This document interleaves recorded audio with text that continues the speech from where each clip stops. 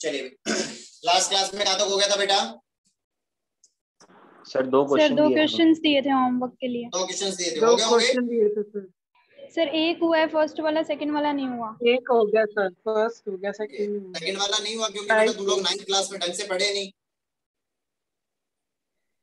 Sir अभी प्रेरणा नहीं आई थी। हाँ, क्योंकि उसमें हेरोन फॉर्मूला नाम की भी कोई चीज होती है ना, और 2 पॉइंट के बीच की डिस्टेंस भी कोई एक अलग चीज होती है ना। सर अलग तो नहीं होती सर, पता है सब। चलिए तो देख लेते हैं होमवर्क का क्वेश्चन नंबर फर्स्ट तो हो गया होगा, सबने कर लिया क्या क्वेश्चन नंबर फर्स्ट? नहीं बताना भाई। Yes sir. सेकंड नंबर जो क्वेश्चन है, सेकंड नंबर क्वेश्चन में गिवन था x - x2 का whole square plus y - y2 का whole square is equal to क्या लिखा होता बेटा? a square. Similar x2 - x3 का whole square plus y2 - y3 का होल स्क्वायर इक्वल दे रखा था मान लो y स्क्वायर b स्क्वायर के, और x3 - x1 का whole square plus y3 - y1 का होल स्क्वायर इक्वल दे रखा था c square.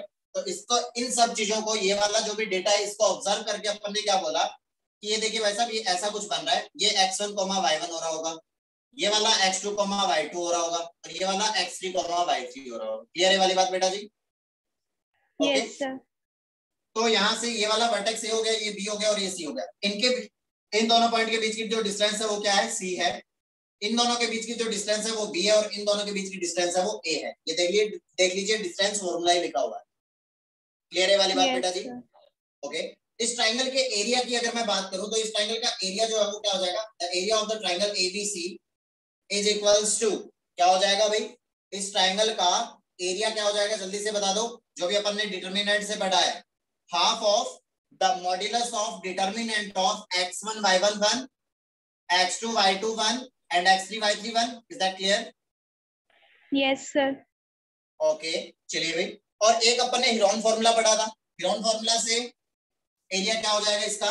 The square root of s, s minus a, s minus b और s माइनस c। क्लियर हुआ यहाँ तक अच्छे से?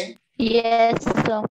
Yes sir. On both side squaring, अगर बोथ साइड स्क्वायरिंग कर दें यहाँ पे तो ये कितना हो जाएगा? 1/4 टाइम्स स्क्वायरिंग करने पे ये पॉजिटिव ही हो जाएगा, तो मॉड्यूलस लगाने की जरूरत नहीं रही। अब तो ये हो जाएगा x1 y1 1, x2 y2 1 और ये हो जाएगा x3 y3 1। Is that clear? का whole square is equals to हो जाएगा s minus a, s minus b और s माइनस c। यहाँ तक क्लियर हुआ बेटा अच्छे से? Yes sir. Yes sir. चलिए भाई, s जो होता है वो क्या होता है अपना? a plus b plus c divide by 2 क्या होता है अपना? s होता है बेटा जी। Yes sir. Okay that means 2s equal हो जाएगा किसके? a plus b plus c के इक्वल हो जाएगा बेटा? Yes sir. और अगर मैं 2s minus 2a find out करना चाहूं तो वो किसके इक्वल हो जाएगा बेटा? That is b plus c minus a हो जाएगा। तो इसमें से माइनस 2a करोगे तो plus a minus 2a that is minus a। ये तो हो जाएगा बेटा? Yes sir. 2s minus 2b किसके इक्वल हो जाएगा? a plus c minus b के इक्वल हो जाएगा। Similar 2s minus 2c equal हो जाएगा किसके? a plus b minus c के इक्वल हो जाएगा। यहाँ तक क्लियर है बेटा सबको अच्छे से? Yes sir. आया समझ में? इसको बोथ साइड मल्टीप्लाई कर दिया 16 से, बोथ साइड मल्टीप्लाई कर दिया किससे? 16 से। क्लियर है बेटा ये वाली बात? Yes sir. यस ओके तो ये कितना हो जाएगा? 4 हो जाएगा बेटा? Yes sir. और इस 16 को लिख दिया 2 into 2 into 2 into 2, 2 times 4, 2 हो गया 4 टाइम्स। तो यहाँ से 2s को क्या लिख देंगे बेटा?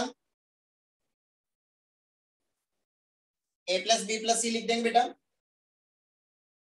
Twice of s minus a। तो 2s माइनस 2a को अपन क्या लिख देंगे बेटा?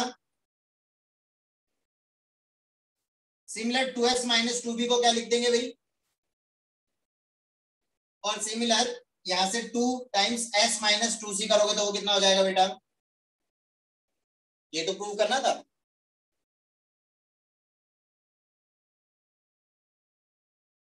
आएगा समझ में बेटा? Yes sir. Yes sir. तो ऐसे कभी कभी जरूरी नहीं है कि अपन ओनली जो अपना डिटर्मिनेंट है उसी के लेवल पे सोचते रहे, सारी चीजें माथे में होनी चाहिए अपने, ठीक है ना? Yes sir. Okay, okay sir. कैसा लगा ये वाला क्वेश्चन? सर देखने में तो भयंकर था, है ना? देखने में खतरनाक लगा था पहली बार, इसलिए थोड़ी सी उम्मीद हार गए थे। और था बिल्कुल इजी, है ना? हाँ सर, थोड़ा तो इजी था लेकिन इतना भी ज्यादा नहीं था। हाँ, मतलब सोचना इसमें थोड़ा सा क्रिटिकल था ना। Yes sir. पहले तो ये ऑब्जर्व करना कि ये डिस्टेंस दे रखी है, डिस्टेंस बिटवीन 2 पॉइंट के 3 पॉइंट दे रखे हैं। फिर उसके बाद हीरोन फॉर्मूला सोचना और उसमें ये 2s - 2a 2s - 2b और ये सब चीजें सोचना, है ना? Yes sir.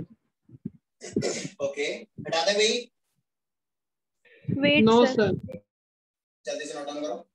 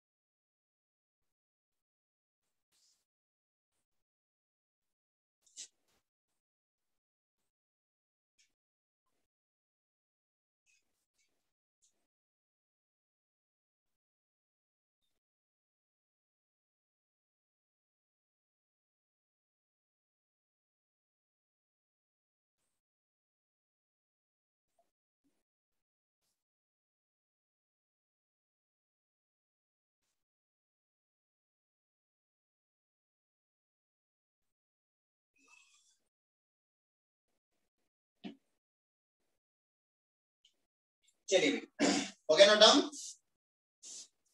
Yes sir. Yes sir. Okay,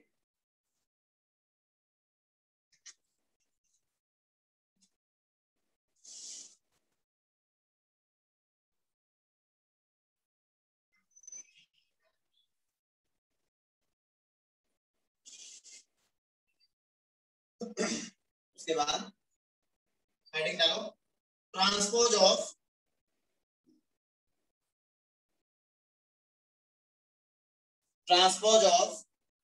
determinant.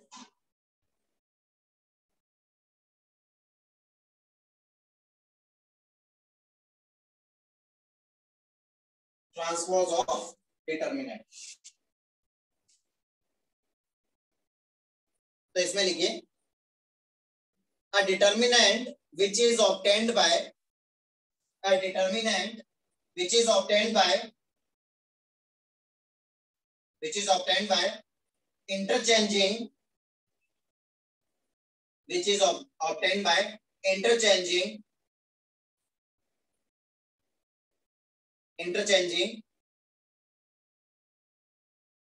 rows and columns. A determinant which is obtained by interchanging rows and columns of a determinant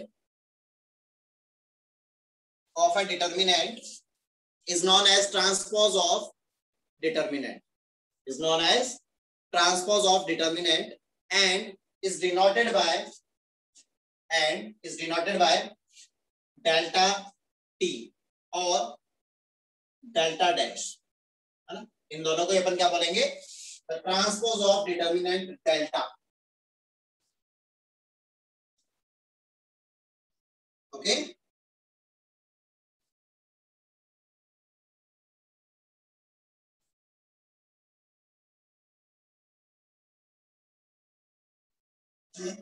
जैसे कि f अगर अपने पास में डेल्टा दे रखा है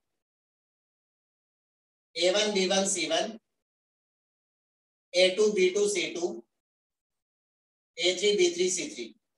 Okay, that means it implies that the transpose of this delta is a1 a2 a3 b1 b2 b3 and c1 c2 c3, है ना? अपन ने क्या किया, ये जो भी रो थी इसको अपन ने क्या बना दिया, जितनी भी रो थी उन सबको अपन ने क्या कर दिया, कॉलम बना दिया। क्लियर है वाली बात बेटा? Yes sir. Yes sir. Okay, तो यहाँ पे क्या होगा, जो वैल्यू है उस पे कोई इफेक्ट नहीं पड़ेगा। That means we can say like the value of determinant and its transpose, the value of determinant and its transpose is always equal. कहने का मतलब ये हुआ कि डेल्टा का वैल्यू इक्वल आएगा किसके, डेल्टा के ट्रांसपोज। क्लियर है वाली बात बेटा जी? Yes sir. Okay yes sir.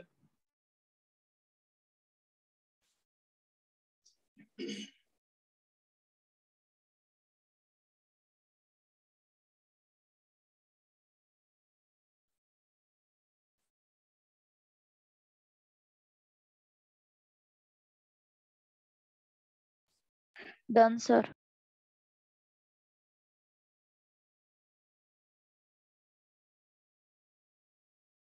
हो गया ये? Yes sir. ओके चलिए भी उसके बाद हेडिंग डालो, symmetric and skew symmetric determinants.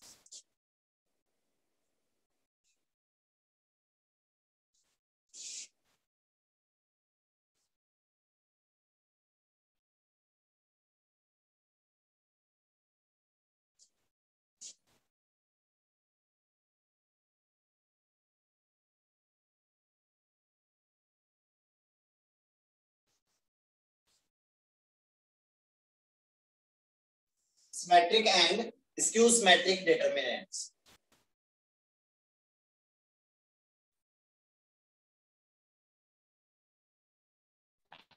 Sir skew symmetric Hindi में क्या बोलते हैं?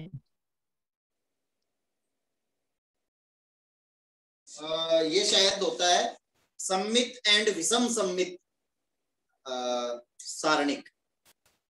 डिटरमिनेंट को हिंदी में सारणिक बोलते हैं।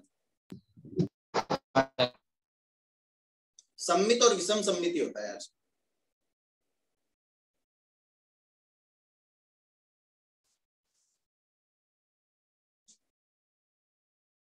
Okay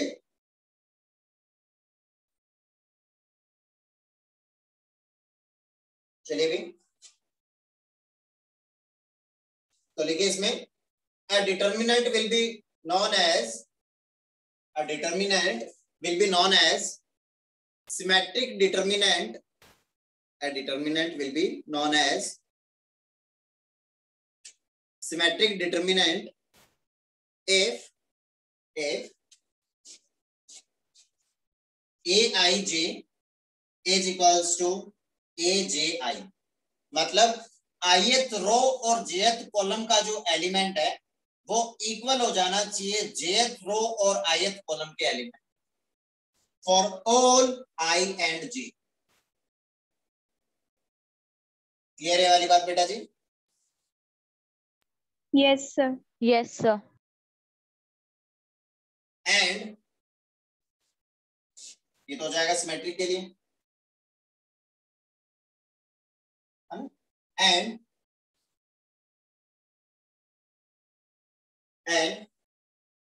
it will be skew symmetric if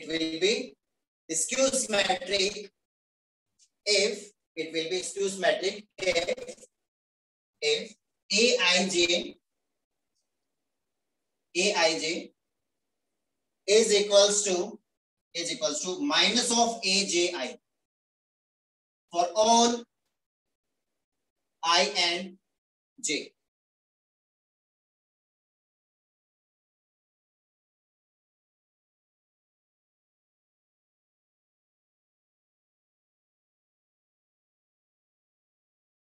या फिर इसमें ऐसा लिखें, for all I not equals to J and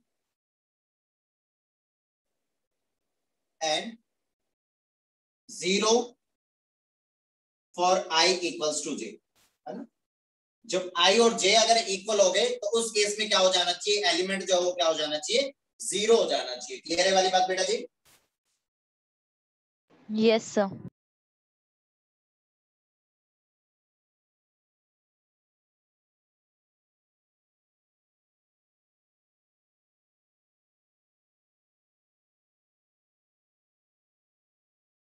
done sir.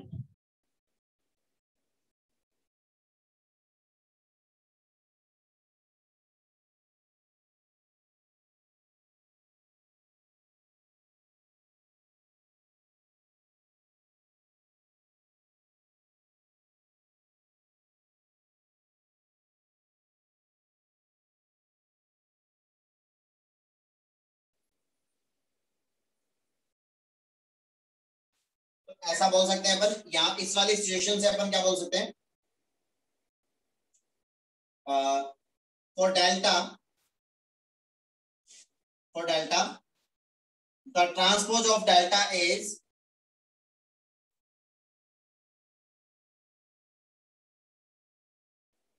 Symmetric determinant.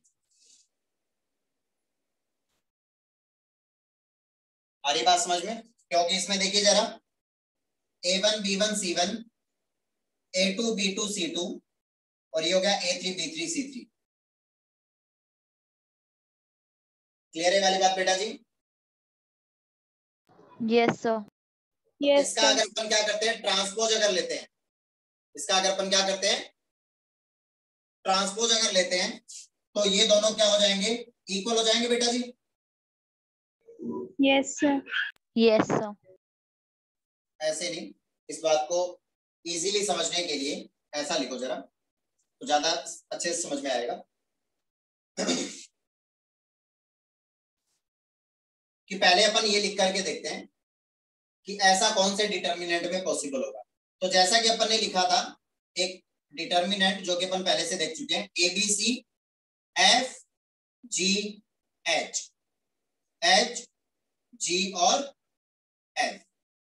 Clear है वाली बात बेटा जी? Yes, sir. Yes, sir. Yes. तो देखिए भी इसमें अगर अपन बात करें, A11 की बात करें तो वो एलिमेंट क्या है बेटा, A है। A. A11 first row first column का एलिमेंट क्या है अपना, A है। A. Yes, sir. Okay, first row और सेकंड कॉलम का एलिमेंट क्या है अपना, H. H. H। तो सिमेट्रिक के लिए क्या होना चाहिए, A21 Second 1 row, 2 है तो first A21 भी column. क्या होना चाहिए, H होना चाहिए, क्योंकि इक्वल होने चाहिए बेटा। तो ये देख लीजिए ये इक्वल हो रहे हैं। Yes, sir. Okay, Yes, sir. Similar A13 जो है वो क्या दे रखा है, G दे रखा है, तो A31 G. कितना होना चाहिए, तो ये G. देख लीजिए A31 कितना G दे रखा है। सिमिलर अगर अपन बात करें किसकी, A22 की अगर अपन बात करें तो वो कितना दे रखा है, B दे रखा है। क्लियर है वाली बात? तो इसको इंटरचेंज करोगे कोई मतलब वाली बात भी नहीं है। नेक्स्ट अगर अपन बात करें A23 की बात करें तो वो कितना है, F है, तो A32 भी कितना हो जाना चाहिए, F हो जाना F. चाहिए, जो कि होगा। क्लियर है वाली बात बेटा जी? और A33 यहाँ Yes, पे sir. कितना है, C है। क्लियर हुआ ये? Yes, sir. ओके, अब ये अगर अपने पास में डेल्टा दे रखा है, डेल्टा कैसा दे रखा था अपने पास, ये कैसा है, एक सिमेट्रिक दे रखा है बेटा, Symmetric. है। आ रही बात समझ में? Yes, sir. तो यहाँ से अपन Yes, क्या बोल sir. सकते हैं, यहीं से अपन क्या बोल सकते हैं, for symmetric determinant, for symmetric determinant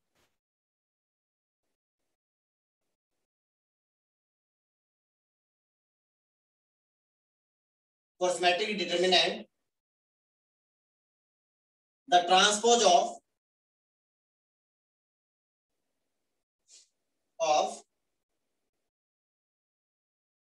determinant is looks alike the given determinant।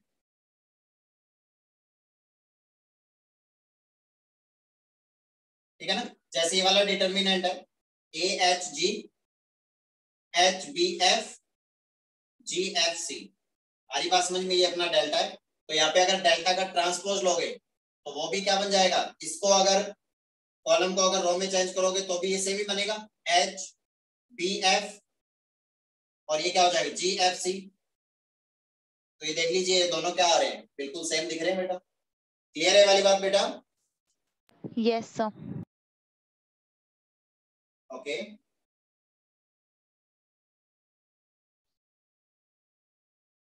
Okay, next अपन क्या बोल सकते हैं अभी, हो गया यहाँ तक note down? Wait, sir. Wait, sir. Done, sir. चलिए जल्दी से नोट डाउन करो।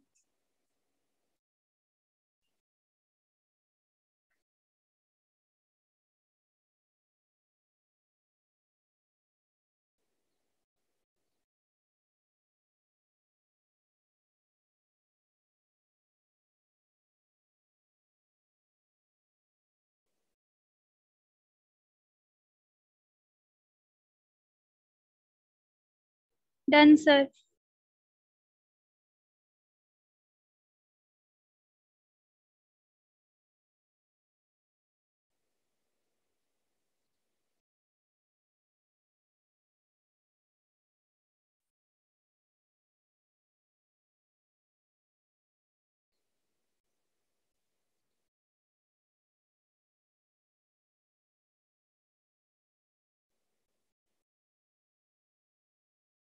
क्या बेटा?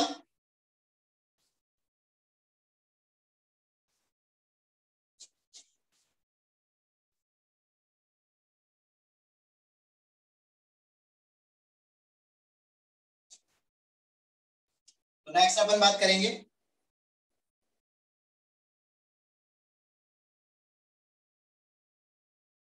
For skew symmetric determinant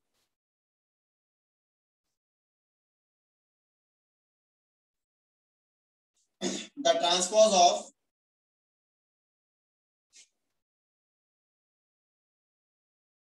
determinant is looks alike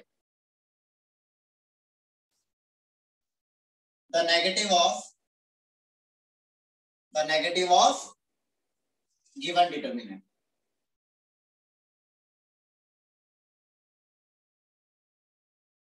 है ना, क्योंकि साइन चेंज हो जाता है उनका, बस खाली एलिमेंट की वैल्यू सेम रहती है, बस साइन चेंज हो जाता है ना। Yes, sir. ओके, बढ़े आगे।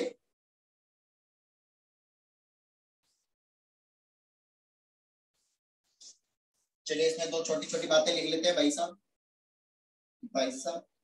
लिख लेते हैं।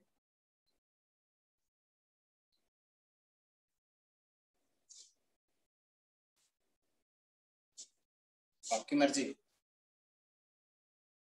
मेरी इच्छा तो ये है कि बस क्लास खत्म कर दूं अभी। चलिए तो लिखो भी first, all the diagonal elements of skew symmetric diagonal elements of skew symmetric determinant are always zero, but vice versa is not true. शुरू से रिपीट करना है बेटा, जो डायगोनल एलिमेंट होते हैं ना स्क्यू सिमेट्रिक मैट्रिक्स के, वो जीरो हो जाते हैं, बट इसका विपरीत सत्य नहीं। क्या बेटा? the diagonal elements of skew symmetric matrix is always zero. जो स्क्यू सिमेट्रिक मैट्रिक्स होता है उसके जो डायगोनल के जो एलिमेंट होते हैं वो क्या हो जाते हैं? ऑलवेज जीरो होते हैं। ये वाले जीरो हो जाते हैं अगर वो स्क्यू सिमेट्रिक मैट्रिक्स है तो, but converse is not true, vice versa is not, इसका विपरीत सत्य नहीं, क्योंकि डायगोनल एलिमेंट तो वैसे भी जीरो हो सकते हैं, कहीं कोई दिक्कत वाली बात नहीं, लेकिन ए आई जे इक्वल्स टू माइनस ऑफ ए जे आई की कंडीशन फुलफिल नहीं भी हो रही होगी तो इसका उल्टा कहना सही नहीं होगा। लेकिन अगर वो स्क्यू सिमेट्रिक है तो उसके डायगोनल एलिमेंट जो है वो 100% जीरो। ओके, बढ़े आगे।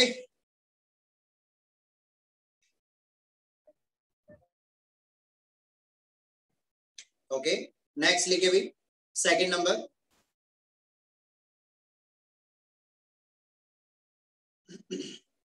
the value of skew symmetric matrix, the value of skew symmetric determinant, the value of skew symmetric determinant of odd order, 1 order का हो, 3 ऑर्डर का हो, 5 ऑर्डर का हो, है ना, is always zero.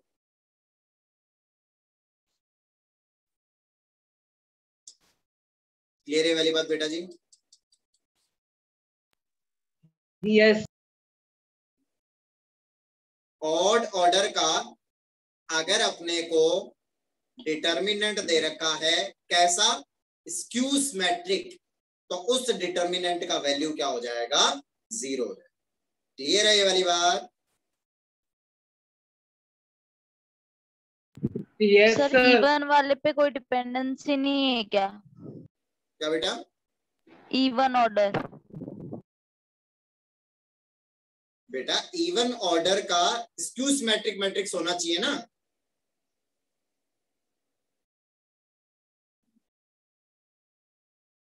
क्या समझे? सर इवन ऑर्डर का स्क्यू सिमेट्रिक डिटरमिनेंट जीरो हो सकता है क्या? बेटा अभी लिखवाया क्या है? सर ऑड वाले का लिखवाया ना आपने? ना तो इवन वाले का कुछ कह नहीं सकते, कुछ भी कंफर्म नहीं कह सकते अपन, हो सकता है नहीं भी हो सकता है, दोनों ही बातें है ना। Okay sir.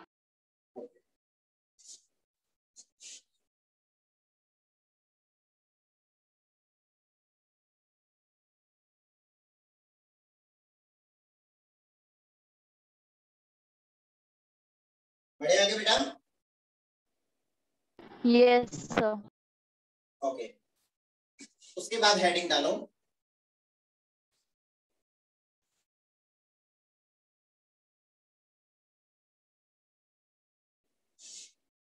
Properties of determinant.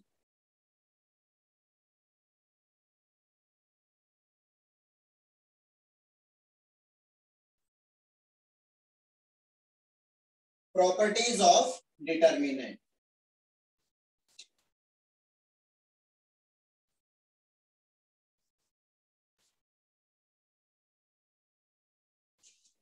तो प्रॉपर्टी में लिखिए पहला,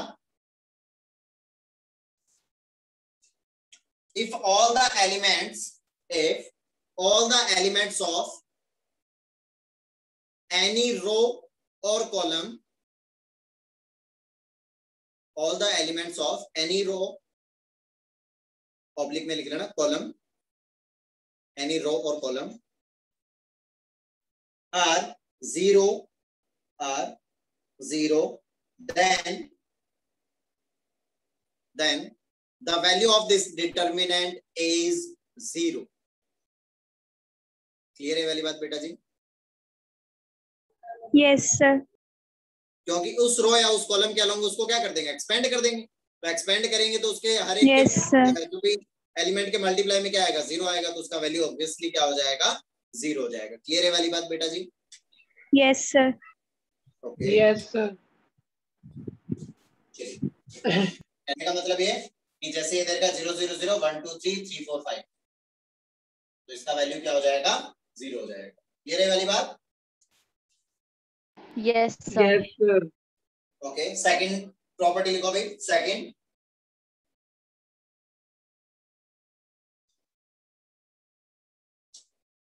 if any two rows or columns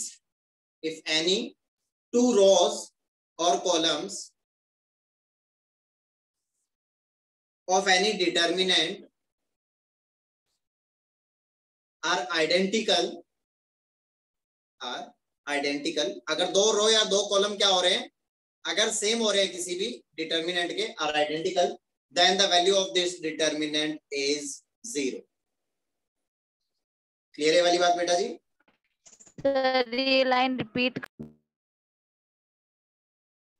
If any two rows or columns are identical, then the value of this determinant is zero, है ना? For example, 1 2 3 1 2 3 4 5 6, तो इसका वैल्यू क्या आ जाएगा, जीरो आ जाएगा, है ना? ABC DEF ABC क्या आ जाएगा value, zero. XYZ WAB XYZ, तो इसका वैल्यू क्या आ जाएगा, जीरो। क्लियर है वाली बात? Yes sir. ओके,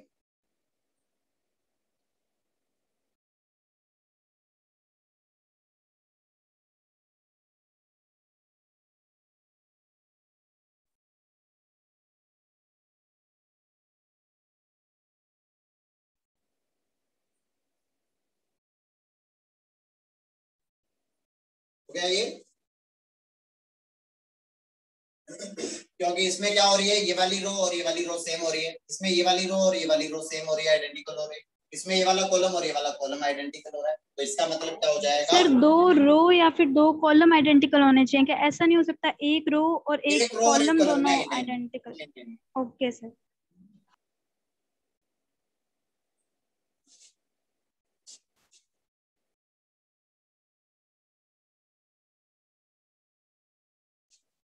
उसके बाद लिखो next, third number property,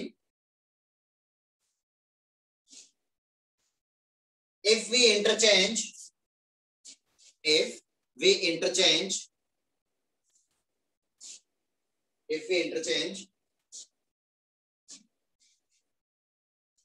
any row by row और कॉलम बाय कॉलम, अगर अपन रो को रो से चेंज कर देते हैं और या फिर कॉलम को कॉलम से चेंज कर देते हैं, कंप्लीट कॉलम को, है ना, फर्स्ट कॉलम को सेकंड बना दिया, सेकंड को फर्स्ट बना दिया, है ना, इस टाइप से, then the value of determinant,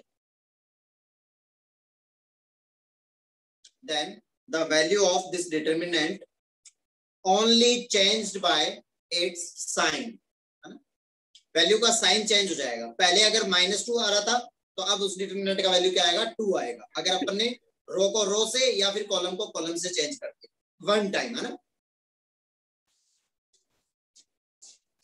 for example अगर अपने पास लिखा हुआ है 1 2 3 4 5 6 7 8 9,